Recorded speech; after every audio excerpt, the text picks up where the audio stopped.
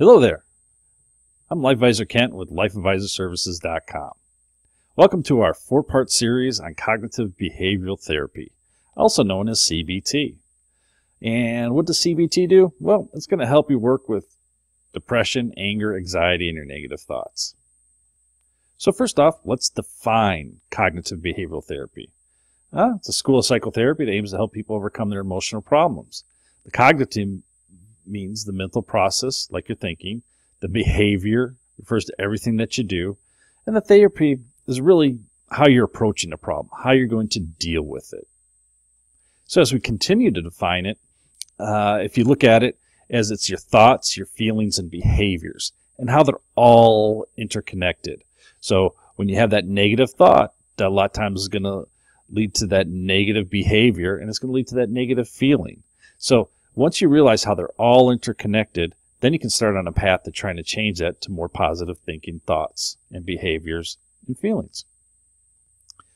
So the most powerful thing about cognitive behavioral therapy is really exploring the power of meanings. Identify your thoughts, your beliefs, and the meanings that are activated when you're feeling emotionally disturbed. And with lifeadvisorservices.com, we're going to try to work with you in writing down those feelings. And that way you can work by yourself through the self-help program on how to try to overcome those things. And as always, we do offer a membership plan where we can work with you one-on-one individually if you are struggling to do it by yourself. So how do your thoughts lead to these emotions and behaviors? Well, you'll see self-destructive behaviors, which is excessive drinking, using drugs to quell that anxiety, things that kind of really affect you directly in some physical way.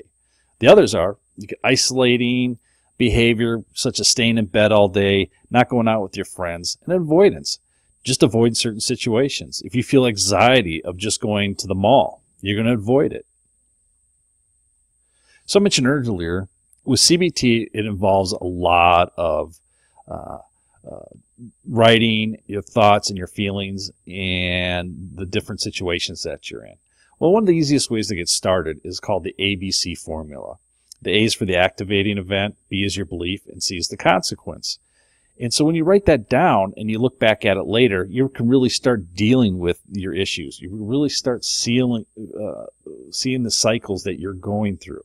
And once again, with Life Advisor Services, if you decide to become a member, we have a thing called Post-it journaling that makes it easy access 24/7 a day, where you can put your thoughts, feelings, and the consequences that are happening electronically. And that way it makes it easier to go back to. You don't have to worry about carrying a pen and a paper around with you.